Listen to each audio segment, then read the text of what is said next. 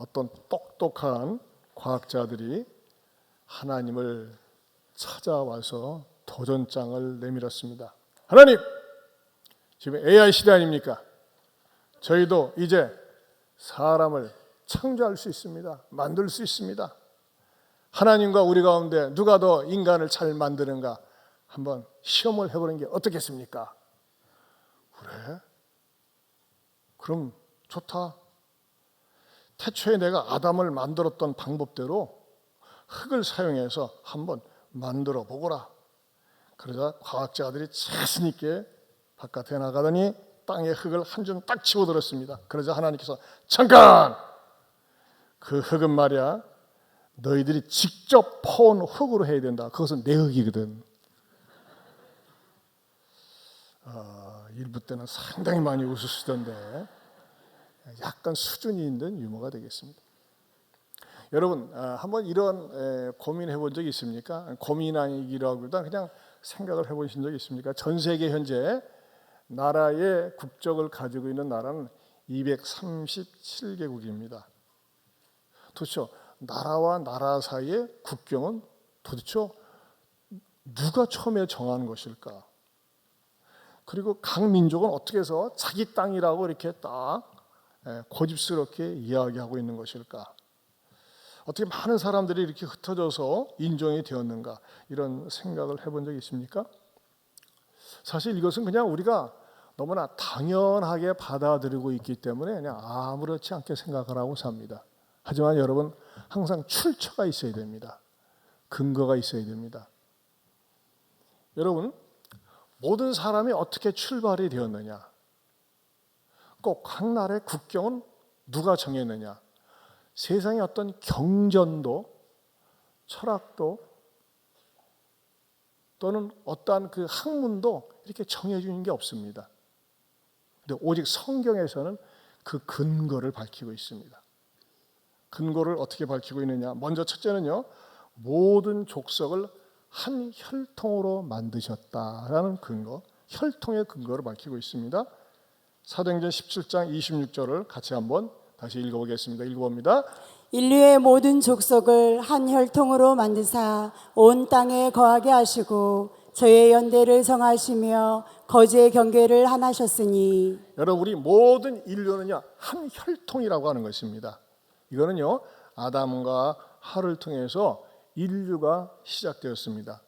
그리고 노아 홍수 시대 이후에 소위 황인종, 백인종, 흑인종들이 퍼져나간 것입니다. 이것은 정말 너무나도 신비하고 신기스러운 사건입니다. 물론 우리 주변에 보면 꼭 굳이 뭐 백인, 흑인, 황인뿐만 아니라 다양한 인종이 우리 주변에 많이 나와 있습니다. 그러나 모든 인종이 전 세계 75억이라고 하는 사람들이 전 세계에 다 흩어져 살고 있지만 그거 아십니까? 피는 똑같다는 것입니다. 어떻게 피가 똑같아요? 물론 피에 혈액형이 있어요. 혈액형은 어떻게 있습니까? A형이 있고 B형이 있고 AB형이 있고 O형이 있습니다. 대표적인 이거 매번 할 것까지는 없어요. 네. 그렇죠? 네 가지 대표 피가 있습니다. 그런데 어떤 사람이 몸에 뭐 피가 부족해가지고 수혈을 필요로 한다고 했을 때 타지에 가서 외국에 가서 수혈을 한다는데 흑인종이기 때문에 백인종이기 때문에 안 된다. 그게 없어요. 피는 다 똑같다는 것입니다. 네 가지 유형 가운데 하나에 다 속해 있기 때문에 혈액형만 맞으면 누구나 헌혈을 주고받을 수 있다고 하는 것입니다. 그러나 과학적으로는 이렇게 가르칩니다. 모든 인류는 생물학적으로 단일종, 즉 우리가 많이 듣는 호모 사피엔스이며 진화 과정에서 환경에 적응한 결과로 겉모습만 달라졌을 뿐 유전적으로는 완벽하게 같은 한 혈통이기 때문이라고 주장합니다. 그래서 혈통이란 말은 동의하고 있습니다. 그런데 환경 적응과 외형의 변화, 피부색, 눈동자 색 등은 자외선 양과 기후에 적응하며 멜라닌 색소 유전자가 변화한 결과라고 합니다. 그러면서 현대 유전학에 따르면 생물학적 의미의 인종은 유전적 경계가 없으며 모든 인간은 99.9%의 동일한 DNA 유전자를 공유한다고 합니다. 자, 이것은 그냥 과학적으로 이렇게 밝혀낸 거예요. 하지만 과학의 오류는 뭡니까? 그것은요, 이런 오류를 갖고 있습니다. 진화 과정에서 환경에 적응한 결과로 사람들의 겉모습이 달라졌는데 환경 때문에 생활 방식은 달라질 수 있지만 인종적인 것은 결코 환경적 진화에 의해서 변화된 것이 아니라 하나님이 창조한 모습대로 모든 인류가 퍼져나간 것이라고 이야기할 수 있다는 것입니다. 진화론자들이 그래요. 이런 환경 때문에 이렇게 인종이 달라지고 변해됐다고 그랬지만 그건 생구라고. 뭡니까? 하나님께서는 한 혈통을 통해서 아담과 하와를 통해서 모든 인류가 퍼져나가기 시작했다고 하는 것입니다. 여러분, 진화론자들이 얘기하는 것처럼 인류라고 하는 출발이 동굴에서 원숭이들이 지들끼리 맞는 것들이 모여가지고 낳고 하다가 보니까는 어떻게 이게 진화가 되어서 사람이 되었다. 또는 이게 단세포가 동물의 공통 조상이다 그러면요, 우리 인간은요 인간답게 살 필요가 없습니다. 우리는 조상이 짐승인데요, 조상이 유인원 원숭이인데요, 사람답게 삽니까? 우리가 강조하는 게 뭡니까? 인권을 얘기하고 사람답게 얘기하는 게 뭡니까? 왜 만물의 영장인 것입니까? 우리 인간이란 자체가 하나님의 형상을 따라 지음받은 존귀한 존재이기 때문에 내가 존귀하고 남도 존귀한 것입니다. 아멘입니까? 따라서 합시다. 우리는 하나님의 형상대로 지음을 받았기에 나도 존귀하고 남도 존귀하다. 아멘입니까? 이것은 뭐예요? 성경에서 우리 인간이라고 하는 혈통이, 나라고 하는 존재가 아담과 하와를 통해서 모든 사람에게 다 이렇게 퍼져갔구나 하는 것을 분명하게 명확하게 가르쳐주고 있습니다. 그러면서도 오늘 성경에서는 인간은 인생 연대의 한계를 깨달아야 함을 가르쳐주고 있습니다. 우리 인생 연대의 한계. 자, 우리가 종종 이런 질문을 합니다. 그래, 태어나는 건 어떻게 태어났어요? 태어나는 건 내 자의지로 태어난 건 아니에요. 부모를 통해서 태어났어요. 근데 죽는 것은요, 왜 굳이 죽어야만 하는가? 왜 죽음이 정해졌는가? 그렇게 사람들이 질문할 수 있습니다. 하지만 성경에서는 죽음에 대해서도 정해져 있음을 이렇게 가르쳐 줍니다. 시편 90편 10절 말씀입니다. 같이 한번 읽어보겠습니다. 우리의 연수가 70이요 강건하면 80이라도 그 연수의 사랑은 수고와 슬픔뿐이요 신속히 가니 우리가 날아가나이다. 네, 성경 기자 자신이 이렇게 얘기하고 있어요. 우리의 연수가 70이요 강건하면 80, 요즘은 100세시다라고 이야기하고 있지 않습니까? 그런데 인간의 수명은 정해져 있습니다. 전 건강관리를 잘 해가지고 건강하게 오래 살 수도 있고 질병으로 고통당하다가 살 수도 있습니다. 제가 주변에 어느 집사님들 보면요, 몸이 홀짝 빠졌어요. 몇 킬로 뺐? 25kg 뺐대. 대단해. 대단한 겁니다. 참. 그런데도 그분도 언젠가는 죽습니다. 그 말하면 서운하겠지만 그분도 죽습니다. 모든 사람은 반드시 죽게 되어 있습니다. 여러분, 우리 인간이라는 존재가 어떠한 시대에 살든지 어느 장소에 살든지 반드시 한번 죽게 되어 있다고 하는 것입니다. 나에게도 죽음이 찾아온다. 내 인생에도 한계가 있다. 아무리 영웅 호걸이라고 할지라도, 천하장사라고 할지라도, 권력이 있다 할지라도, 재산이 많이 있다고 할지라도 인간은 자기 자신의 한계가 있다고 하는 것을 알 때 겸손해집니다. 여러분, 우리도 마찬가지입니다. 우리가 인생을 살면서 여러분 자신의 한계를 알 수 있길 바랍니다. 나는 인간이다. 물론 하나님의 형상대로 징을 받았지만 나는 어디까지나 인간이다. 그러면 인간은 뭐예요? 인간으로서는 뛰어넘을 수 없는 그런 한계들이 많이 있어요. 그럴 때 우리는 어떻게 무엇을 의지하고 무엇을 고백해야 됩니까? 시편 139편 4절에서 7절 킹 제임스 버전 성경에 이렇게 번역되어 있습니다. 같이 읽어보겠습니다. 주여, 나로 하여금 내 종말과 내 날들의 한계가 어떠한 것인지 알게 하사 내가 얼마나 연약한 존재인지 알게 하소서.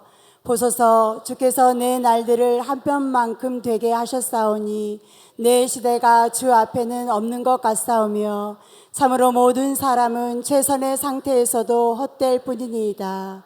분명히 모든 사람은 헛된 모습 속에서 건나니 분명히 그들은 헛되이 소동하나이다.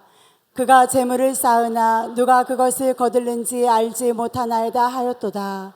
주여, 이제 내가 무엇을 기다리나이까? 나의 소망은 주께 있나이다. 네.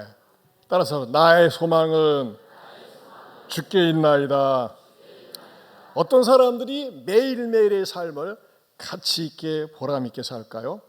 내 소망은 물질에 있는 것이 아니라, 내 소망은 이 세상에 보이는 것에 있는 것이 아니라 내 소망은 주께 있나이다. 주께 있나이다라는 믿음을 가지고 고백하면서 살 때 아무리 자기가 한계 상황에 부딪혔어도 낙심하거나 절망하지 않는다고 하는 것입니다. 여러분, 오늘 성경에서도요, 주께서 내 날들을 한 뼘만큼 되게 했다 그랬어요. 내가 수십 년 살았는데 여러분, 분명히 수십 년 살아는 길이가 있어요.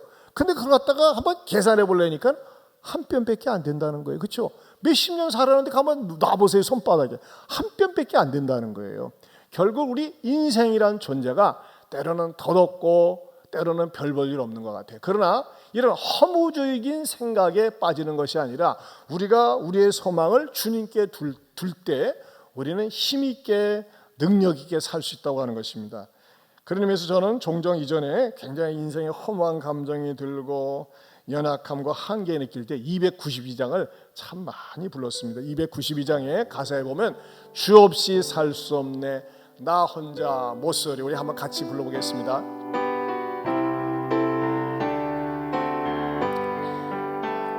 주 없이 살 수 없네 나 혼자 못 서리. 힘없고 부족하며 지혜도 없구나. 내 주는 나의 생명 또 나의 힘이라. 주님을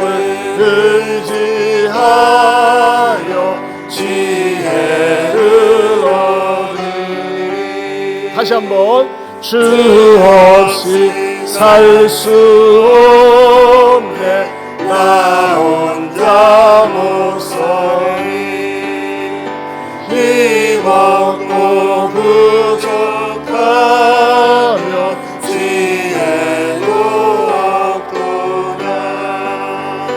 내 주는 나의 생명 또 나의 힘이라. 주님을 의지하여 지혜를 얻으리. 이게 우리의 고백이 될 수 있기를 축원합니다. 세 번째로는요, 거주의 경계를 깨달아야 합니다. 거주의 경계. 여러분, 세계의 어느 역사를 뒤돌아봐도 찾아봐도 국경선이 없는 나라가 없어요. 아무리 나라가 조그마해도 국경선이 다 있습니다. 근데 여러분, 여기 우리 땅이야. 우리 민족이 사는 땅이야. 그걸 누가 정해줬을까요? 성경에 기록되어 있습니다. 사도행전 17장 26절 현대인의 성경을 다시 한번 읽어봅니다. 그분은 한 사람에게서 모든 민족을 만들어 온 땅 위에 살게 하셨으며 각 나라의 연대를 미리 정하시고 그들의 국경을 정해주셨습니다. 여러분, 국경을 하나님이 정해주셨다고 말씀하고 있습니다. 어느 경전에도 어느 서적에도 어느 글에도 이게 없습니다. 성경에 기록되어 있습니다. 근데 놀라운 사실은요, 이 국경이라는 단어는 거주라는 단어거든요. 우리말 성경에는 거주로 나와 있는데 이 국경의 헬라어가 카토이키아라고 되어 있습니다. 카토이키아. 근데 신약 성경에 유일하게 여기 딱 한 번 나옵니다. 여러분, 국경은 하나밖에 없잖아요. 그러니까 딱 한 번 나와 있습니다. 성경은 모든 나라마다 자기 민족이 거주할 수 있는 국경을 딱 정해주셨다는 거예요. 여러분, 그런 의미에서 어떤 인간이 뭐라고 떠들어도 독도는 우리 땅입니다. 아멘입니까?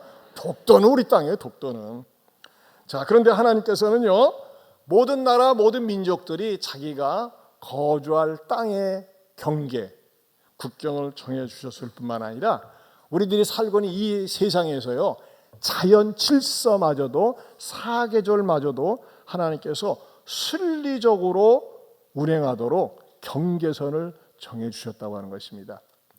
종종 비가 억수같이 몇 날 며칠 쏟아질 때, 야, 이거 우리 동네 다 잠기는 거 아니야? 그렇게 염려할 때도 있습니다. 전에 말해 인도네시아에서 쓰나미가 일어가지고 막 30만 명이 죽고 막 그랬었잖아요. 그럼 물이 다 덮치는 거 아니야? 그렇게 염려할 수도 있어요. 근데 놀랍게도요, 하나님께서는요, 물이 경계도 정해주셨어요. 넘어오지 마. 암만 비가 많이 와도 넌 여기까지야. 어디에? 성경에 나와 있어요. 시편 104편 9절입니다. 같이 봅니다. 주께서 물의 경계를 정하여 넘치지 못하게 하시며 다시 돌아와 땅을 덮지 못하게 하셨나이다. 야, 이 기가 막힌 말씀 보세요. 세상에 물이 경계도 정해진 거예요. 이 성경의 위대함이 여기에 있습니다. 여러분, 노아 시대에 모든 나라 모든 민족이 물로 멸망한 다음에 하나님께서 더 이상 물로 멸망하지 않게 하마 하고서 하나님께서 약속을 하셨어요. 그래서 이 물의 경계도 정하셨다고 하는 것입니다. 자, 여기까지는 우리가 좀 알아두면 좋을 성경적인 지식이요, 또 여러분의 영적인 생활을 좀 지혜롭게 만드는 겁니다. 좀 적용적인 측면에서 네 번째는 하나님과 인간 영역의 경계도 정하셨다는 사실을 알아야 된다는 것입니다. 하나님과 인간 사이에 경계선이 있습니다. 국경선이 있습니다.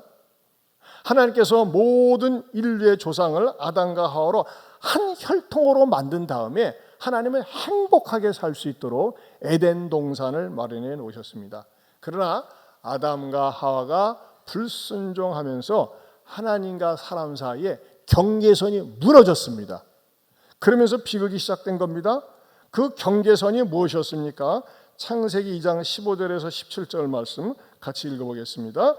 여호와 하나님이 그 사람을 이끌어 에덴 동산에 두어 그것을 경작하며 지키게 하시고 여호와 하나님이 그 사람에게 명하여 이르시되 동산 각종 나무의 열매는 내가 임의로 먹되 선악을 알게 하는 나무의 열매는 먹지 말라. 내가 먹는 날에는 반드시 죽으리라 하시니라. 아담과 하와가 사탄의 유혹에 넘어가 그만 동산 중앙에 있는 나무 실과를 먹게 되면서 하나님과의 경계선이 무너졌습니다. 종종 사람들이 기독교에 대해서, 하나님에 대해서 따지고 물고 늘어지는 것 가운데 하나가 뭔지 아십니까?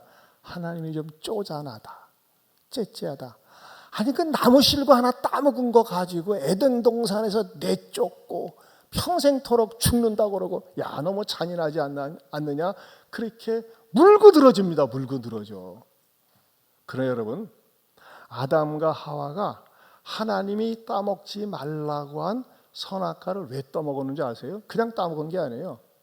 충동을 받았어요. 사탄이 뱀에게 들어가서 뭐라고 아담과 하와에게 충동질 했습니까? 야, 그것을 왜 따먹지 말라고 했는 줄 알아? 그걸 따먹으면 니네들이 하나님처럼 될까 봐 그랬어. 너희가 하나님처럼 될까 봐. 뭐예요? 하나님은 선악을 알게 하는 나무를 먹지 말라는 이유가 다른 게 아니에요. 너는 피조물이야. 내가 너를 만들었잖아. 나는 창조주야. 이 선을 분명히 긋자. 여러분, 이 선이라는 게 얼마나 중요한지 아십니까? 근데 이 선을 넘어버린 거예요. 그러니까 그로 말미암아 아담과 하와가 하나님 앞에 죄를 짓고 죽음이 찾아오게 된 것입니다. 여러분, 우리가 인생을 살면서 선이라는 게 얼마나 중요한지 알아요? 여러분, 아파트층에 올라가 가지고서 말이죠, 앞집이 좋은 거 많이 들여놨네. 그 집 막 드나들면서 나 여기서 살게 할 수 있어요? 남의 집이에요. 남의 집. 내 집이 있고 남의 집이 있어요. 남이 있고 내가 있어요. 이거 뭡니까? 이것은요, 질서를 유지하기 위한 아름다운 선이라고 하는 것입니다. 선을 넘을 때, 선이 깨질 때 뭐라고 합니까? 그것을 탈선이라고 합니다. 탈선이라는 말의 유래가 어디서 나왔습니까? 기차가 선로를 달리다가 그 선로를 벗어나서 사고가 일어나는 것을 일컬어서 탈선이라고 합니다. 이 탈선에 대한 재미있는 유머가 있습니다. 기차가 열심히 막 달리고 있었습니다. 그런데 한참 달리다가 선로를 벗어나니까 놀란 용무원이 소리쳤습니다. 아니 왜 탈선했어? 탈선하면 어떻게? 그랬더니 기차가 억울하다는 듯이 아니 매일 똑같은 길만 가는 게 너무 지루해가지고 일탈을 했어요. 그러더래요. 여러분 부부지간에 오래 사는 게 지루하십니까? 지루해가지고 딴 여자, 딴 남자에게 관심을 갖습니까? 그게 탈선입니다. 여러분 탈선은 결코 자기의 삶을 행복하게 만들지 않습니다. 탈선하는 순간 고통이 찾아옵니다. 사회도 선이라는 게 있습니다. 여러분 왜 5.18 광주 민주화 운동을 가지고 왜 사람들이 장난질을 치고 또 4.16 세월호 사건을 가지고 왜 희화화하고 그렇게 말을 함부로 합니까? 그러니까 대통령도 화가 나니까 왜 사람들이 선을 넘는지 모르겠다 그랬어요. 선을 넘으니까 말이죠 충돌이 일어나잖아요. 여러분 이 선이라고 하는 것은 얼마나 좋은 건지 모릅니다. 선이라고 하는 것은 질서를 지키는 겁니다. 탈선하지 말아야 됩니다. 오늘 설교 제목이 뭡니까? 탈선하지 말라 그랬어요. 그랬더니 우리 부목사님이 목사님 이 탈선하지 말라는 내용이 성경에 오늘 본문에 전혀 없고 또 제목에 맞지 않는 것 같다고 이렇게 아주 나한테 어드바이스를 주더라고요. 설교 듣다 보면 깨닫게 된다 그랬어요. 사랑하는 성도 여러분, 혹시 여러분 가운데서 지금 탈선하고 싶은 충동을 갖고 계신 분 계십니까? 전말로 할 때 조심하시기 바랍니다. 제가 예언할 수 있습니다. 고통이 기다리고 있습니다. 번뇌가 기다리고 있습니다. 아픔이 기다리고 있습니다. 따라서 합시다. 탈선하지 맙시다. 다섯 번째로는요, 인간관계의 경계도 중요하다는 것입니다. 인간관계의 경계도 중요하다. 제가 말씀을 준비하면서 하나님께서 온 인류를 한 혈통으로 만드시고 또 나라마다 국경 경계를 지어줬고 또 하나님과 인간 사이에도 경계가 필요한데 더 나아가서는 인간관계의 경계도 필요하다는 것을 깨닫게 되었습니다. 여러분 우리가 인간관계에서 친하게 지내다가 어느 때 깨집니까? 말 한마디 때문에 깨집니다. 말 함부로 하고 말 쉽게 할 때 깨집니다. 특히 어느 때 갑자기 깨질 수 있습니까? 실없는 농담을 할 때. 또 농담 속에서도 말이죠. 언중유골이라고 뼈가 있고 가시가 있어요. 또 농담을 하는데도 너무 지나칩니다. 제가 또 말이죠. 우리 교인 가운데 이렇게 우연히 지나가는데 제가 들으면서도 저런 농담은 하지 않았으면 좋겠는데 그런 막 농담을 갖다가 막 하더라고요. 상대방을 은근히 비하하거나 빈정대는 농담. 특별히 교회 안에서 남자 여자 집사님들이 만나서 대화를 나눌 때는 성적인 표현이 들어있는 농담은 절대적으로 삼가해야 됩니다. 이것은요 자칫하면 관계를 허물게 되는 것입니다. 에베소서 5장 4절에 이렇게 말씀하고 있습니다. 현대인의 성경입니다. 같이 읽어봅니다. 추잡한 짓이나 어리석은 말이나 유치한 농담을 버리고 오히려 하나님께 감사하며 생활하십시오. 어리석은 말이나 유치한 농담 하지 마세요. 여러분 쪼크를 해도 농담을 해도 좋은 거 얼마든지 많이 있는데 유치한 거 때로는 성적인 거 그리스도인들은 절대 해서는 안 됩니다. 이런 말을 하면요 상대방이 충격을 받아요. 물론 옛버릇이 옛생활이 살아나서 그럴 수 있어요. 그건 죽여버려야 돼요. 옛사람은 죽여버려야 돼요. 또 하나님께서 말이죠 우리들에게 이렇게 좋은 교회를 통해서 은혜 받게 해주셨는데 항상 은혜스러운 말, 감사한 말, 복된 말만 하면서 살 수 있기를 축원합니다. 성공한 사람들은 특징이 있어요. 관계가 좋습니다. 자기 주변 사람들과 관계가 좋습니다. 마음이 따스합니다. 이런 사람들은요 위선적이지 않습니다. 과장되게 포장하지 않습니다. 아름다운 마음의 향기가 나타나고 마음의 여유가 있습니다.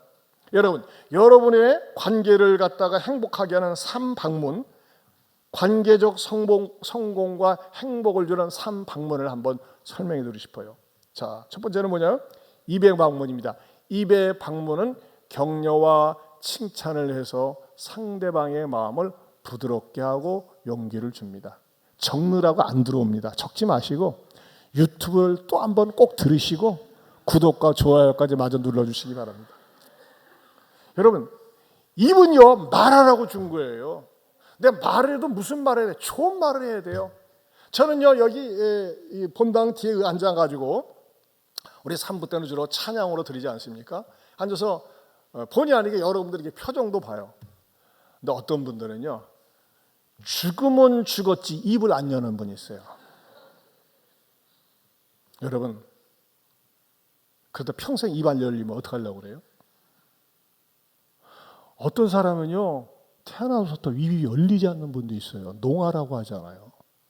그렇게 말을 하고 싶은데도 말을 못하는 분도 있어요. 여러분, 하나님께서 말할 수는 입은 주셨는데 성질날 때는 소리도 꽥꽥 지르는데 왜 찬양할 때는 입을 다물고 계십니까? 하나님은 찬양하는 것을, 찬양 듣는 것을 제일 좋아하세요. 또 사람에 대해서는 격려와 칭찬을 해서 마음을 부드럽게 하는 겁니다. 두 번째는 손의 방문이 있습니다. 손의 방문은요, 우리가 스마트폰 가지고 문자나 전화로 진솔한 마음과 특별한 관심을 전달하는 것입니다. 은혜를 받았습니까? 감동이 됩니까? 그런 거 미루지 마세요. 참 은혜가 되었습니다. 감동이 되었습니다. 문자로 말이죠, 표현을 하고 고백하는 것, 그건 상대방의 마음을 얻는 것입니다. 세 번째는 발의 방문이 있습니다. 상대방이 병들었거나 어려운 일에 처했을 때 찾아가 도와주는 것입니다. 그렇죠? 여러분, 하나님께서 주신 신체 가운데 입의 방문, 손의 방문, 발의 방문 잘 활용하면요, 인간관계가 갈수록 풍요롭고 아름다워진다는 것입니다. 특별히 말이죠, 우리 하나님께서 우리들에게 혀를 주셨어요. 우리 귀를 주시고 혀를 주셨는데 현명한 자는 긴 귀와 짧은 혀를 가지고 있다 그랬습니다. 여러분, 행복한 사람, 성공한 사람의 특징은요, 혀와 귀를 진짜 잘 관리합니다. 여러분, 제가 질문 하나 하겠습니다. 이 질문 한번 스크린에서 보세요. 하나님께서 우리의 얼굴에 왜 귀를 상석에, 귀가 상석이죠? 입을 밑에 만드신 이유가 무엇일까요? 그것은 귀를 가지고는 진지하게 들어주고 수용하며 입은 밑에서 섬기라는 말로 주셨다고 하는 것입니다. 여러분, 우리가 5월의 성과 음성이 그거 아닙니까? 사람의 마음에 교만은 멸망의 선봉이요 겸손은 존귀의 길잡이다 그랬습니다. 교만한 사람은 남 말 들으려고 하지 않습니다. 내 말만 하려고 합니다. 겸손한 사람은 남의 말에 귀를 기립니다. 그리고 말 한마디를 해도 은쟁반의 금사과 같은 말을 합니다. 여러분, 여러분의 관계 속에서 여러분이 사람들이 여러분을 자꾸 떠납니까? 여러분하고 어울리려고 하지 않습니까? 여러분의 말에 문제가 있습니다. 빈정대는 말을 잘하거나 비꼬는 말을 잘하거나 또는 직설적이거나 함부로 말을 할 때 사람들이 그런 사람하고 어울리고 싶어 하지 않습니다. 내 입에서 나오는 말은 지혜로운 말이 되어서 사람들의 마음에 격려를 주고 위로를 주면서 말이죠, 관계를 더욱더 아름답고 풍성하게 만들어갈 수 있기를 주님의 이름으로 축원합니다. 하나님 아버지 감사합니다. 하나님께서 우리에게 아름다운 좋은 경계들을 주심을 감사합니다. 주여, 하나님과의 경계 깨트리지 말게 하여 주시옵소서. 말씀에 순종하면서 하나님께서 주시고자 하는 복을 다 받게 하여 주시옵소서. 또 인간관계에 있어서도 우리가 빈정대거나 조롱하는 말이나 함부로 말을 하면서 관계를 깨트리지 말고 은혜스러운 말, 덕스러운 말, 복스러운 말을 하면서 관계를 더욱더 풍요롭게 만드는 우리가 되게 하여 주시옵소서. 무슨 일이 있어도 가정을 버리고 탈선하지 말게 하여 주시옵소서. 선을 어긋나면서 관계를 파괴시키면서 불행을 자초하는 우리가 되지 않게 하여 주시옵소서. 예수님 이름으로 기도하옵나이다. 아멘. 다 같이 일어서서 천사의 말을 하는 사람도 사랑 없으면 소용이 없고, 우리 같이 찬양합니다.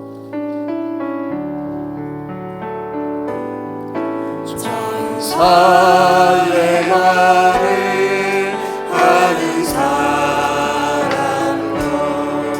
사랑 없으면 소용이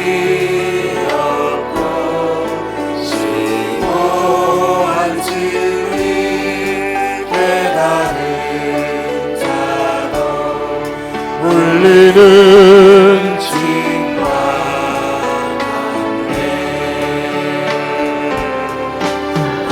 하나님 말씀 전한다 해도 그 무슨 소용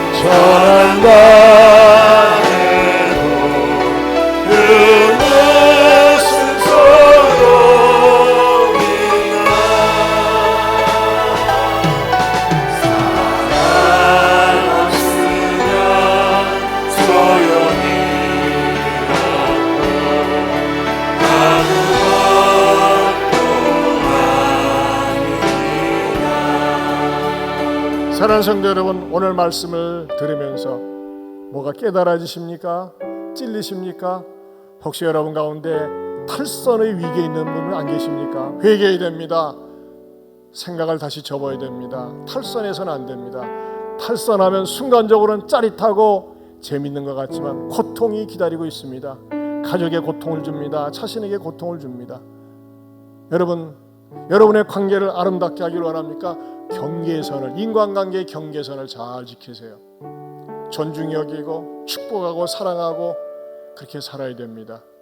그러지 않고 빈정대고 함부로 말하고 또는 농담도 너무나 세상적인 농담으로 진하게 하면 그것은 관계를 깹니다. 그리스도인들은 아름다운 말을 해야 됩니다. 복된 말을 해야 됩니다. 오늘 말씀을 들으면서 깨달은 말씀을 가지고 하나님, 제가 하나님 앞에서 참되지 못했습니다. 선을 넘었습니다. 용서하여 주시고 선을 지키면서 사는 내가 되게 해달라고, 또 우리의 자녀들이 되게 해달라고 우리 주여 한번 부르고 통성으로 기도합니다. 주여.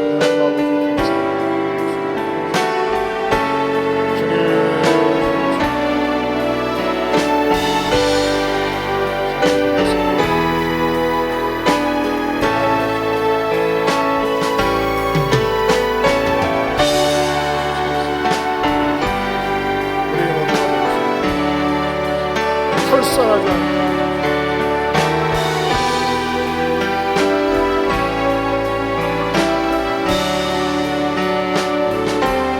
주님,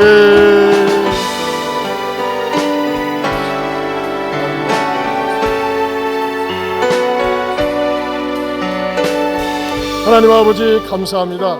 하나님께서 우리 인류를 한 혈통으로 만드셨음을 감사합니다. 우리의 삶 가운데 아름답고 행복하게 살기 위해서 지경을 주셨습니다. 지경을 잘 지키게 하여 주시옵소서. 하나님과의 관계도 잘 지키게 하여 주옵소서. 부모와 자녀의 관계도 선을 잘 지키게 하여 주시옵소서. 자녀는 부모에게 순종하게 하여 주시옵소서. 우리가 인간관계 속에서도 선을 잘 지킴으로 말미암아 서로가 서로에게 행복한 관계가 유지되게 하여 주시옵소서. 혹시 이 자리에서 탈선의 유혹을 받고 탈선의 위기에 있는 가정들이 있다면 회개하고 돌아서게 하여 주시옵소서. 이제는 우리 주 예수 그리스도의 은혜와 하나님 아버지의 변함이 없는 사랑과 성령님의 감화감동 교통하심의 은혜가 선을 잘 지키며 행복한 관계를 유지하며 살겠노라고 다짐하는 모든 성도들 위해 영원토록 함께 있을지어다. 아멘.